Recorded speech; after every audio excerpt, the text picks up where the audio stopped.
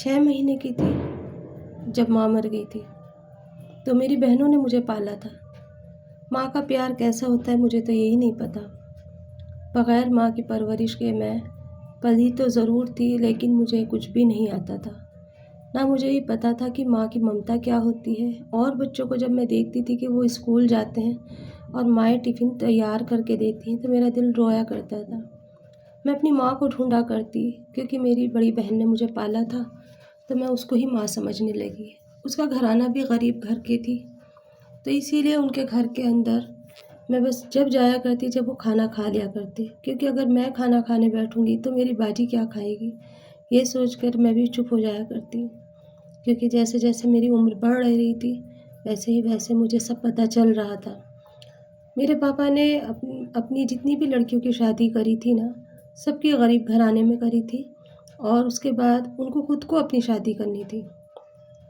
अब बची मैं थी।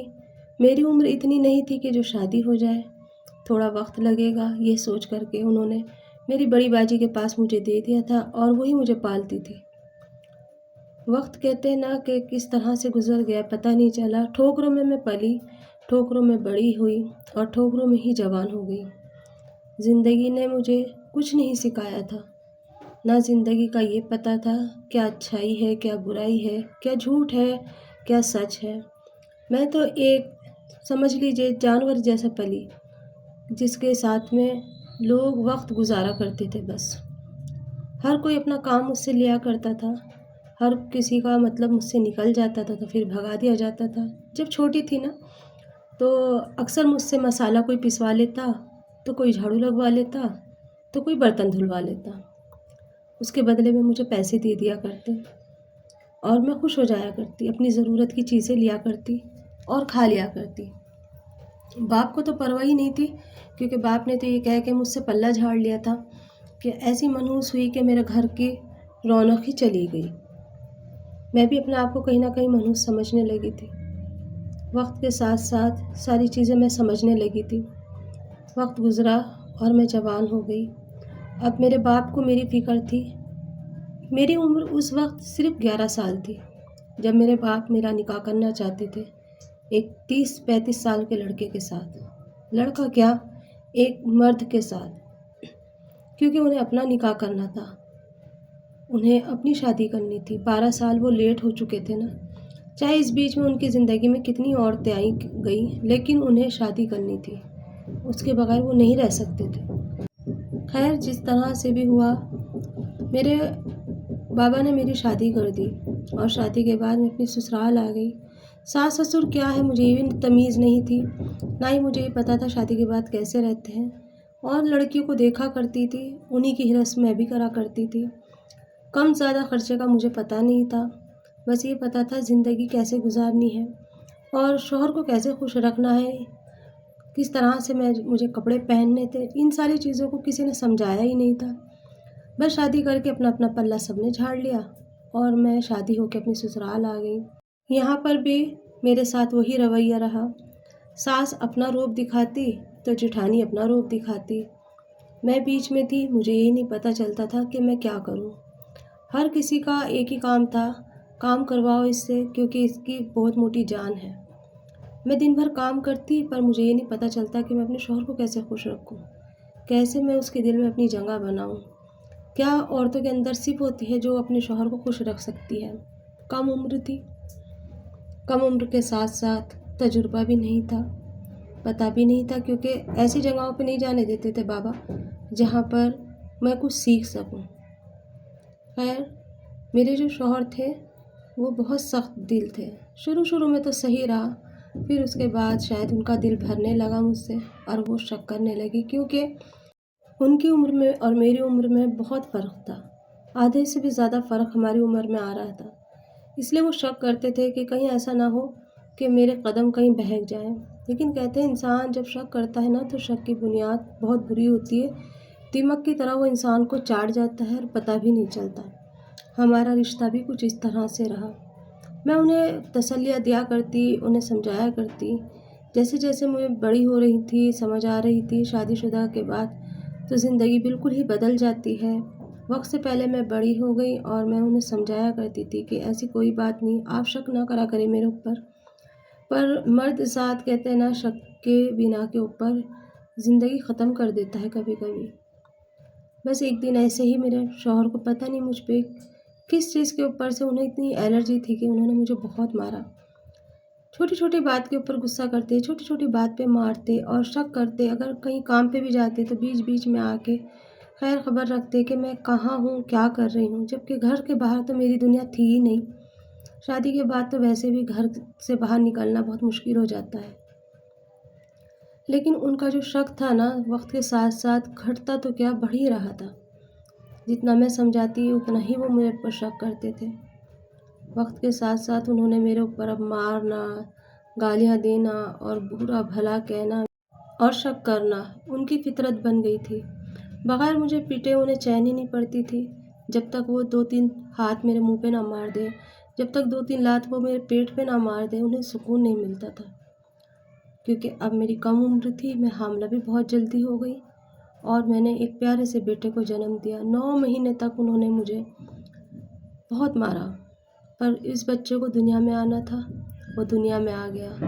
میں نے سوچا بچہ ہو گیا، اب زندگی سدھر جائے گی اور سنور بھی جائے گی۔ لیکن کہتے ہیں کہ بچہ ہونے کے بعد بھی میری زندگی میں نہ تو کوئی چار چاند لگے، نہ ہی کوئی سدھار آیا، اور بلکہ میرے ہسبینڈ کو دوسری ایک عورت سے پیار ہو گیا اور وہ مجھے کہنے لگے کہ میں اسے چھوڑنا چاہتا ہوں۔ کیونکہ ان کی عمر میں اور میری عمر میں فرق تھا تو لازمی ہے چہرے پہ بھی بہت زیادہ فرق لگتا تھا۔ اکثر کوئی بھی انہیں کہتا تھا یہ آپ کی بیٹی ہے کیا؟ یہ چیز انہیں اندر ہی اندر کھایا کرتی تھی اور وہ اسی چیز سے چڑا کرتے تھے۔ اس میں میرا کیا قصور تھا کہ وہ مجھے ان کی بیٹی سمجھتی ہے؟ تو ان کا اندازہ تھا یا لوگوں کی غلط فہمی تھی یا بڑوں کا فیصلہ غلط تھا۔ وقت گزرتا چلا گیا اور میرے ہسبینڈ کے ظلم حد سے زیادہ بڑھتے چلے گئے۔ میں دبتی چلی گئی اور وہ مجھ پہ حاوی ہوتے چلے گئے۔ لیکن کب تلک میں سہتی؟ میں اپنے ہسبینڈ کے بارے میں جان گئی تھی کہ وہ کسی اور سے پیار کرتے ہیں، لیکن میں بھی ان کی زندگی کا ایک حصہ تھی۔ میرے ساتھ ایک بچے کا ساتھ تھا۔ میں کیسے زندگی گزاروں گی؟ عورت سب چیزیں بانٹ سکتی پر اپنے شوہر کو نہیں بانٹ سکتی کسی کے ساتھ۔ میں نے ان سے کئی بار کہا کہ میں آپ کو نہیں بانٹ سکتی، چاہے عمر کا کتنا ہی فاصلہ کیوں نہ ہو، آپ چاہے مجھ سے نفرت کریں یا محبت کریں، لیکن میں آپ کو کسی کے ساتھ نہیں بانٹ سکتی۔ لیکن وہ کہتے تھے کہ مجھے ایک دن تمہیں چھوڑنا ہے، میں تمہیں رکھنا نہیں چاہتا، کیونکہ دنیا کی باتیں میں نہیں سن سکتا۔ ان کی انا ان کے آڑے آ رہی تھی اور میری عمر کا تقاضا شاید انہیں کھا رہا تھا اندر ہی اندر۔ بس ایک دن میرے شوہر کو اچانک پتہ نہیں کس بات پہ اتنا غصہ آیا کہ انہوں نے بچہ تو میری گود سے چھین لیا اور مجھے 3 بول بول کے گھر سے نکال دیا۔ بہت روئی میں، بہت تڑپی، میں نے بہت کہا کہ مجھے گھر سے نہ نکالے، ایک کونے میں ڈال دے، کیونکہ میری ماں ہے، نہ میرا اور کوئی ہے، باپ نے بھی دوسری شادی کر رکھی ہے، میں کہاں جاؤں گی؟ پر انہوں نے میری ایک نہ سنی اور کہا کہ کہیں بھی جاؤ، میں یہ چیزیں نہیں سہ سکتا۔ آخر کار مجھے ہار کے پھر اپنی ماں کے گھر جانا پڑا، جہاں میرا باپ اور میری سوتیلی ماں ظلم کرنے کے لیے میرے تیار بیٹھے تھے۔ جب میں وہاں پہنچی تو یہاں سے بھی زیادہ بدتر تو وہاں زندگی ہونی تھی، لیکن کیا کرتی، طلاق کا داغ میرے ماتھے پہ لگا دیا گیا اور یہ کہہ دیا گیا کہ یہ بد چلن ہے، یہ عزت کی روٹی کھانے قابل نہیں ہے، اور مجھے بہت مارا گیا۔ بابا نے بھی مارا اور سوتیلی ماں نے بھی مارا، اور یہ کہا کہ آخر طلاق کیوں لے کر آئی ہے، کہیں ڈوب جاتی، کہیں مر جاتی۔ میرا بچہ بھی مجھ سے چھین لیا گیا اور میری عمر اس وقت 22 سال تھی جب میں یہ ساری چیزیں سہ رہی تھی۔ اتنی کم عمر میں شادی بھی ہو گئی، بچے بھی ہو گئے اور ظلموں کی شکار بھی ہو گئی۔ اب 22 سال کی عمر میں کہاں جاؤں؟ کون سا راستہ ہے؟ جس عمر میں لڑکیوں کی شادی ہوتی ہے اس عمر میں میرے ساتھ یہ سب کچھ ہو رہا تھا۔ 3 بول جب میرے ہسبینڈ نے مجھے کہے نا تو میں ان کا منہ دیکھتی رہ گئی کہ میری جوانی، میرا بچپن سب چھیننے کے بعد آج انہوں نے مجھے 3 بول بول کے ایسا کر دیا کہ میں کہیں جانے قابل بھی نہیں، اور میرے اوپر الزامات لگا دیے کہ میں بد چلن ہوں۔ کیا خطا تھی میری جو انہوں نے مجھے اتنی کم عمر میں میرے ساتھ یہ سب کچھ کرنے کے بعد اور مجھے طلاق دے دی۔ میں نے بابا سے کبھی نہیں کہا تھا کہ بابا میں شادی کرنا چاہتی ہوں۔ میں تو پڑھنا چاہتی تھی، نہ تو مجھے پڑھنے دیا اور نہ ہی مجھے کہیں بیٹھنے اٹھنے دیا کہ میں کچھ اچھی باتیں سیکھ پاتی۔ اور اس کے ساتھ ساتھ ایک ایسے ادھیڑ عمر سے میری شادی کر دی گئی جو ظلموں کے ساتھ ساتھ اپنی زندگی کے ساتھ ساتھ اس نے میری زندگی کو برباد کر دیا۔ اس نے تو اپنی زندگی پھر سے آباد کر لی، پر اب میں کہاں جاؤں اور کیا کروں؟ بچے کو لینے کے لیے تو میں نے خود نے کوشش نہیں کی تھی، کیونکہ میں بچے کو کہاں پالتی، کیسے رکھتی اپنے ساتھ؟ دوسروں کے گھر پہ رہنا، میں کا دوسرا ہی گھر تو بن جاتا ہے جب شادی ہو جاتی ہے نا اور طلاق ہو جاتی ہے تو وہ دوسرا گھر بن جاتا ہے۔ اس گھر کے اندر میرے لیے جگہ نہیں تھی تو اس بچے کے لیے کہاں جگہ ہوتی؟ آج میں دوسروں کے گھروں پہ جا کے برتن جھاڑو پوچھا کر کے آتی ہوں، کیونکہ میرے پاس پڑھائی نہیں ہے اور نہ ہی میں پڑھی لکھی ہوں اور نہ ہی مجھ سے کوئی اور کام آتا ہے۔ صرف میں نے یہی کام دوسروں کے گھر میں سیکھا تھا، مسالہ پیسنا، جھاڑو لگانا، برتن دھونا، پوچھا لگانا۔ آج میری قسمت میں وہی چیزیں لکھی گئی ہیں، تو اب میری زندگی کا آگے کا کیا ہے مجھے بھی نہیں پتہ۔ شادی کے نام سے تو مجھے نفرت ہو چکی ہے، بچہ وہ مجھے دیں گے نہیں اور میں لینا بھی نہیں چاہتی۔ زندگی کیسے گزرے گی یہ بھی نہیں پتہ۔